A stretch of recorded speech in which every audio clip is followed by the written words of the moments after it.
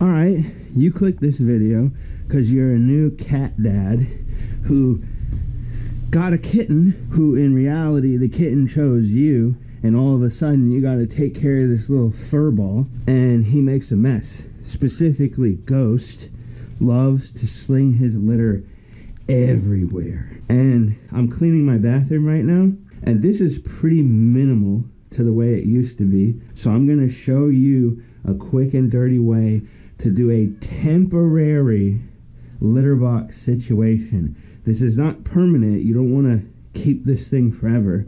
I will eventually get him a better setup, but I'm a new cat dad. And when you're a new cat dad, sometimes you don't have a ton of money. So this is what I'm going to do. And I did it previously, but unfortunately, when I took his litter box out to clean it, he pooped in the setup without the litter box in it, which is fine. He pooped in a box, but he ruined the box. So I'm going to teach you how to make a litter box setup that contains the litter, because he loves to go crazy in it for some reason. So let's go. One thing you will need is a big box, and this one's a little bit too big, but it's gonna have to make do, and I'm gonna have to modify it a bit. But preferably you want to find a box that'll fit your litter box perfectly. I scare you, I'm sorry.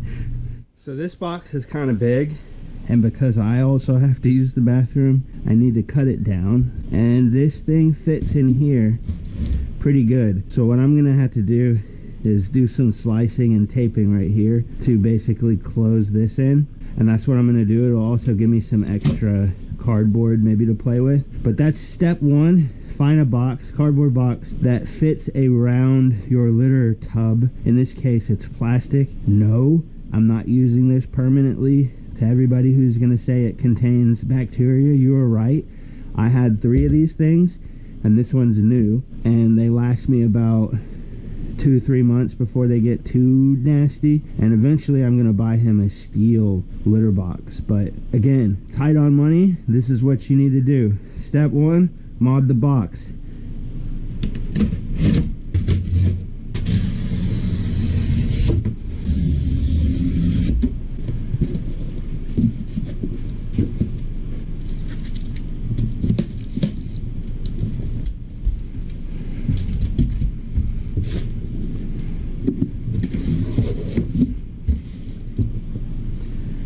Boom. Again, preferably you want to find a box that this just fits into, and I kind of regret not filming the last one I made, but this is more realistic, because if you just need something like this, you're probably not going to have a box that fits it perfectly. So all I did was I just cut it up so I could close it in, and now you have everything with the spray walls. He can't fling litter out, so what we need to do now is create the door for him so he can get in and out.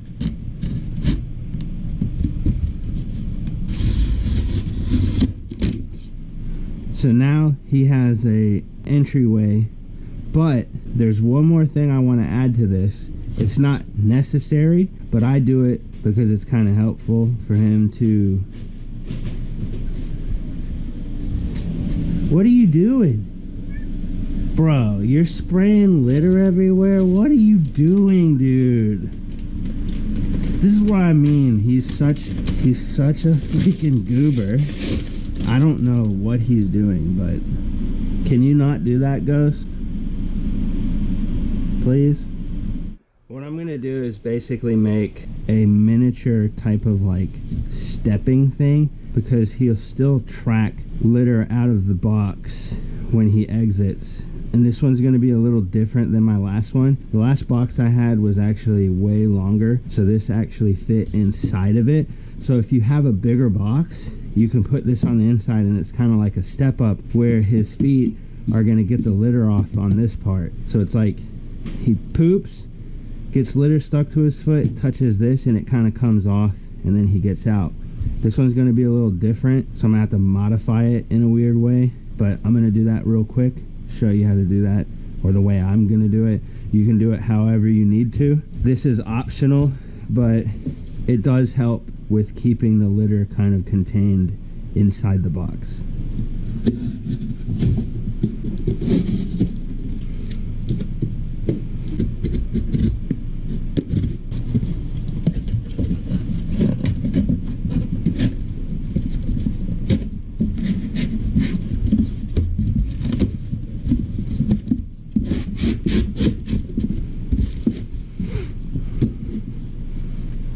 that turned out, hey, this worked pretty good. It's kind of unconventional, but it works. So now that you have this step up little box right here, again, this is another optional step, but I'm going to do this because it seems to help. The last litter box setup I did the same thing, and it was helpful. He also likes to scratch it, so when he exits the litter box, he'll scratch it and get the litter off of his paws. So extra steps to do this, but this is helpful. So what you're going to want to do is get one of the pieces that you just cut out here. Take a big old piece and match it to this. So I'm going to try to, let's say it's like right here.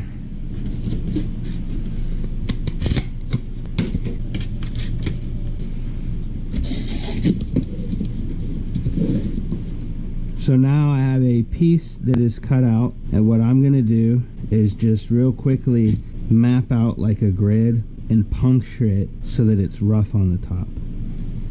So because I'm OCD, I do a grid, but basically when you stab the box with a screwdriver or something to puncture it, it creates this little rough kind of papery top. So what we're going to do is just poke all these holes in so that he has like a scratching post kind of thing when he steps in or out.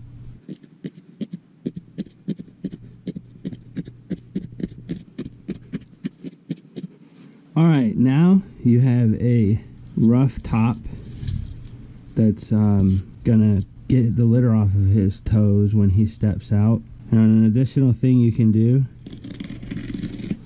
is take the screwdriver and go down these opposite ways and create lines in the center of all the holes. And that creates just a little bit more rough surface. It's not going to hurt his paws or anything because it's just kind of paper, but this is enough to make yourself a quick pad to where if you don't have money for them to step on it, when he gets out of the litter box, the litter is just going to come right off of his feet when they touch this. So this is the top panel of the step. So in this case, because I've cut grooves in it so that I can give him more space with the litter on the inside, I don't need to tape it down, but I'm going to tape this to here. I'm going to put some pieces of tape on it just because I don't want it to shift around or anything and break. So just nothing too fancy. Not overkill, but it's just enough to hold it down when I put it here. So now it's going to stay there. And now I have his litter box all set up and ready to go. Get rid of these things because you don't want him, I don't want him eating these strings or whatever. So I might as well just cover this up. This is kind of an old box, so it's got this stringy tape and he will totally eat that. So with that being covered up, and a really quick one right here. Now I have a full box where when he gets in and he slings around, he goes crazy when he gets in the litter. Ghost, you want to show him how crazy you get when you get in the litter? Here, demonstrate how crazy you get. Show everyone how crazy you get. I guess not. Sometimes, I guess when he needs to poop, like the other day, I put new litter in. He just jumped in and started going nuts, and he didn't even have to poop. So sometimes he just goes in there and acts like a fool and sprays litter everywhere like a goober. And I had to come up with this idea because he's a goober.